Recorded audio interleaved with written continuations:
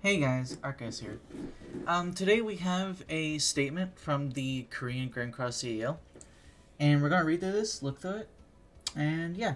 So before we get started reading this, make sure you subscribe if you haven't yet, and hit the notification bell if you want to get notified when I upload my videos. Now then, today I would like to give you a detailed guide on the direction of the operation of the Seven Deadly Sins Grand Cross service, and global Korea and Japan, which many adventurers are curious about. In the case of Global, it was launched with a significant gap from the Korean/Japanese service that opened 9 months earlier in March 2020. Therefore, taking into account the differences in the environment of each country and the time of release, Global Services has set up a separate operation plan to coordinate the release schedule of heroes and content. During this process, some costumes were released only in Korea and Japan first, and certain heroes were released first in the global market. Hazelnock, of course. I still say Hazel. Hazelnock.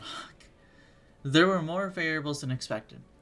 In addition, as the global service hero and content schedule is different from those of the Korean and Japanese services, there are more and more additional considerations such as seasonal content and reward types. Contrary to the intention of optimizing the service for each region in Korea, Japan, and global region, it has become more difficult to operate. For this reason, we set a goal of operating Korea, Japan, and global services as equally as possible, and tried to change the service operating system in order to minimize the operating interval by region. The global service is a new hero in a short cycle. It is true that releases and content updates have been in progress. In this process, the operation direction that balances the total amount of compensation was maintained according to the basic operation policy. But in order to care for the fast hero release speed and the global service to minimize the gap, there are some operating cases different from the Korea and Japan and the global market occurred. For example, in Korea and Japan, there is an appropriate operating method to proceed in the same language and time zone, such as the official broadcasting and social media lottery events. But in the case of Global, it was difficult to proceed because the time difference and language differ by country. Some of these cases have been replaced with other community events in the world, such as Korea, Japan, and others. However, each reward is measured according to the characteristics of each service and region, not a method in which separate rewards for specific services are issued. We would try to check more carefully so there is no difference in reward balance as much as possible in the future. As part of that, some items, costumes, that were released in the global but not released in the Korean Japanese service will be distributed the same, and the personality performance that is applied differently to some single heroes will also be reorganized to proceed with the same service. In addition, as global companies have been running rapidly to reduce the gap with the Korea's/Japanese services, we are trying to manage the update schedule, operation service form as much as possible within a 1-month gap within May to June. We plan to operate with compensation structure of the same values as much as possible so that there is no difference.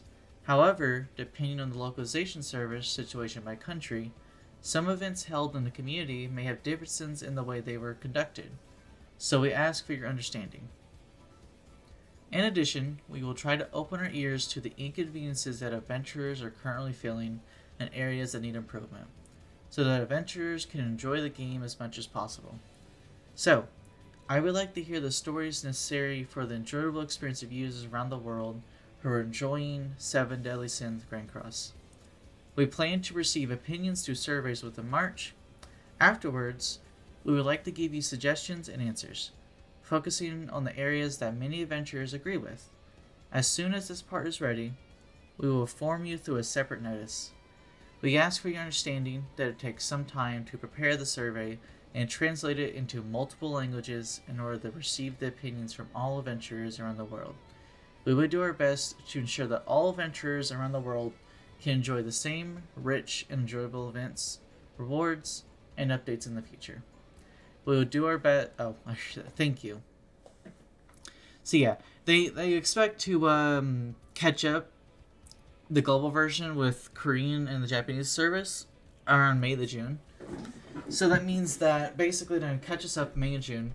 And when we get caught up there, we're going to have their anniversary is going to be celebrated. And our anniversary is going to be their anniversary we celebrate. We're going to celebrate with them. Basically, I don't know. Okay, so we're going to be catching up, right? And I don't know if they're going to like separate the anniversaries or if we're going to keep them or we're going to time on the one. Because there was a game, I don't remember the name of it. I caught up the two versions, and they kept the celebrations separate. Like they kept each anniversary, but both versions celebrated each anniversary. So there was like basically 2 anniversary celebrations a year for the versions, right? Which, in all honesty, I like that actually, because number one, it gives a lot of big events for people to have throughout the year. It gives 2 big chances, right, along with the other festival events. So that's really good. This is expected. I think that they're probably going to catch up probably April, in all honesty. They want to catch up the May to June, but with the speed they're going, they're probably going to catch up in April. Probably late April is what I'm considering. So that would line up with their like May timeline, right? Because it would be early May. It didn't say exactly if it's going to be early May, early June, late June. It just says May to June. So that's a range from like May 1st to June 30th, 31st? I don't remember if June's 30th or 31st. I don't remember. But I expect them to catch up probably late April to early May. We don't have much left to catch up on in the content of banners. When it comes out to content, we're still behind just a little bit. We still got a couple seasons. That's why they're saying May to June, because of towers. Because we're behind on towers. That's why.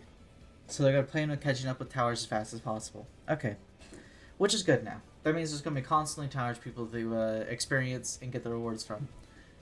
The only bad thing about towers now is that with the brand new tower coming, from what I read and from what I understand from this, there's going to be no rewards in the tower anymore.